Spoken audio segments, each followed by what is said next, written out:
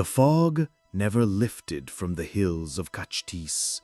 It rolled in every morning like a whisper from the past, curling over the sharp stone walls of the castle. Locals called it cursed. Some said the wind that howled through its corridors wasn't wind at all, but the voices of the dead.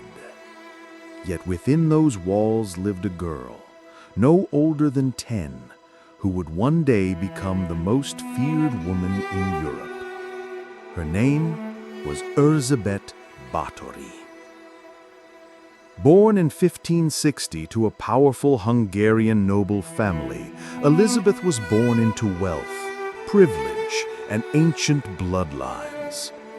But power came with poison. Even as a child, she saw things others never should. Servants whipped until they couldn't walk, a thief sewn into the belly of a dying horse. She never screamed, never cried. Her eyes, large and dark like blackened mirrors, just watched. Her mother, Countess Anna, rarely spoke. Her father, Baron George Bathory, was a man of iron discipline and long silences. They taught her how to ride, how to speak Latin, and how to hold a blade. But no one taught her kindness. Not in that castle, not in that century. When she was 13, Elizabeth was sent to live with her cousin in Vienna. She saw city lights for the first time, laughter, music, a different kind of world.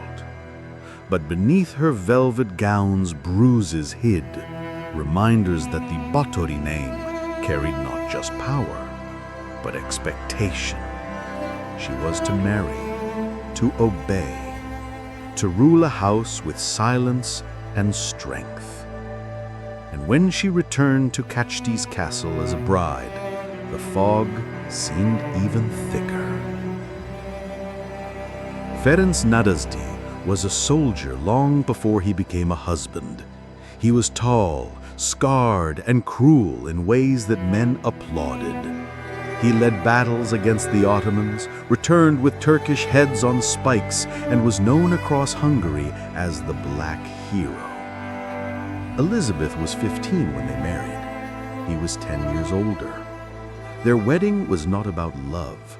It was about merging two families, securing more land, building a fortress no man could touch. Ferenc gifted her a castle of her own, Čachtice, stone walls, iron gates, and a courtyard that never knew sunlight.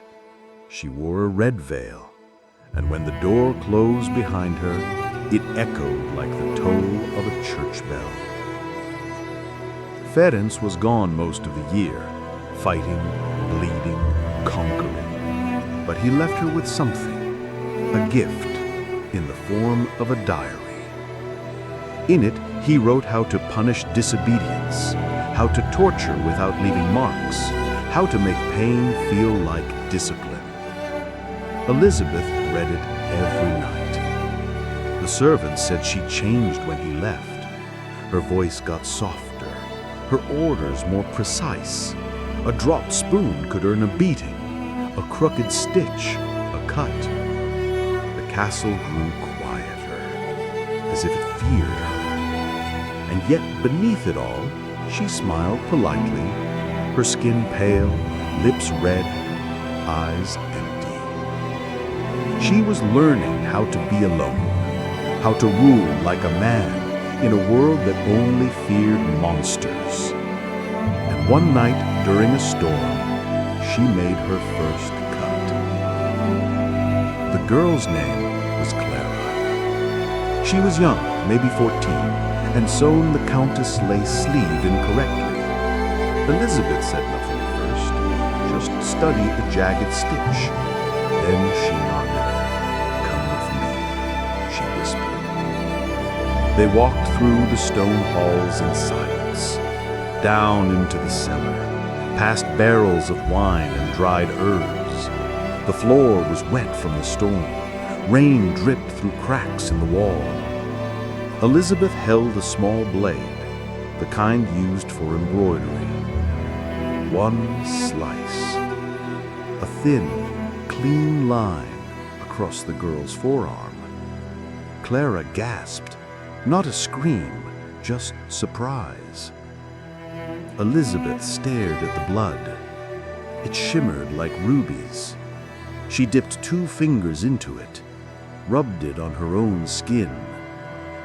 Warm, wet, power.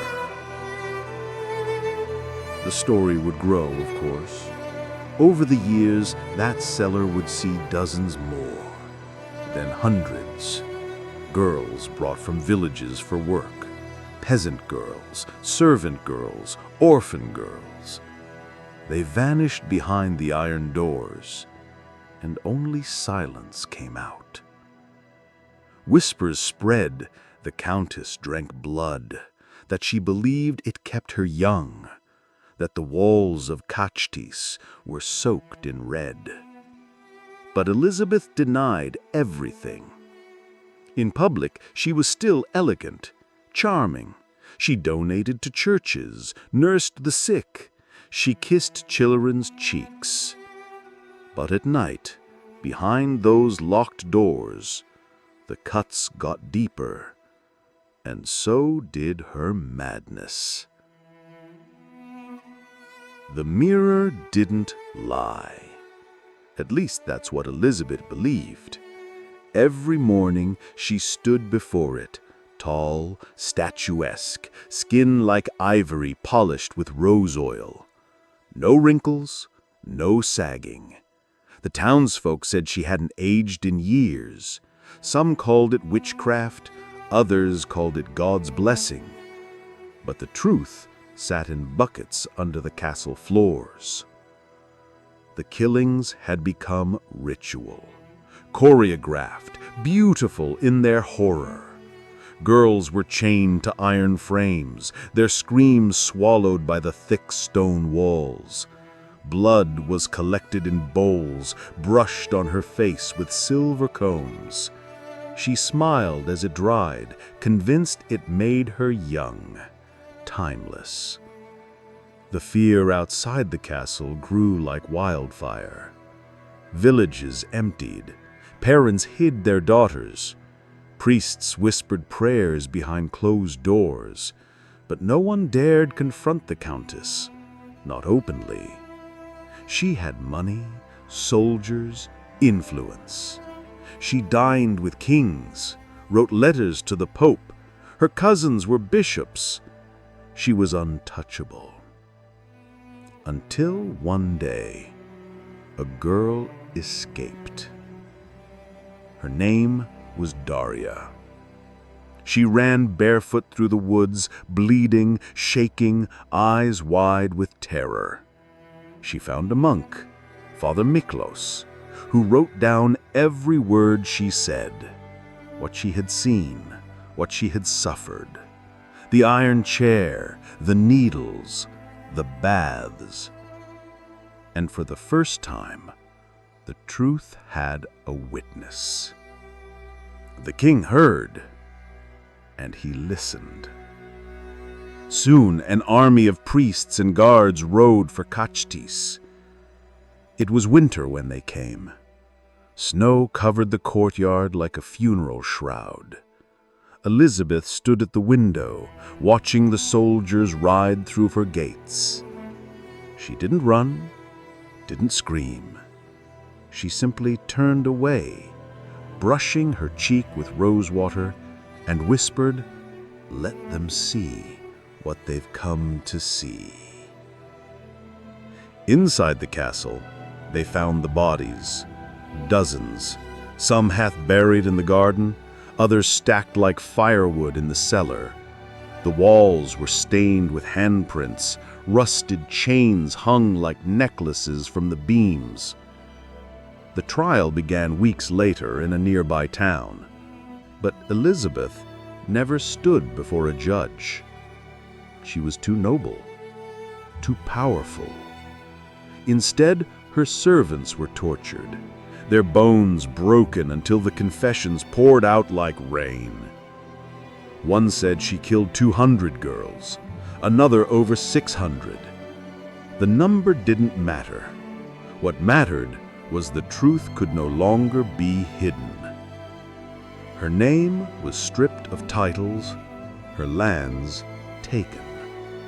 And on January 25, 1611, Elizabeth Bathory was locked inside her own castle. A single room, no windows, just one small slit for food. She didn't scream. She didn't beg. She sat, alone, with her red mirror, watching herself fade. For 4 years she lingered in the dark. The silence grew thicker each day. The castle, once filled with music and moans, stood quiet as a grave. And then, one morning, she didn't wake up. They buried her without ceremony. No cross, no mourners, only a rumor that the earth refused to keep her and her body had to be moved. But her story? It stayed. Whispered forests, painted in nightmares, immortalized in ink and myth. They called her a monster, a witch, a vampire. But she was also a woman born into a world that prized power over peace, who was broken by cruelty and passed that cruelty down. A woman who believed pain was beauty, who looked in the mirror not to see herself, but to escape what she had become. This was the queen who bathed in blood. And though her castle has crumbled and her bones are long gone, her name still echoes through the cold hills of Hungary.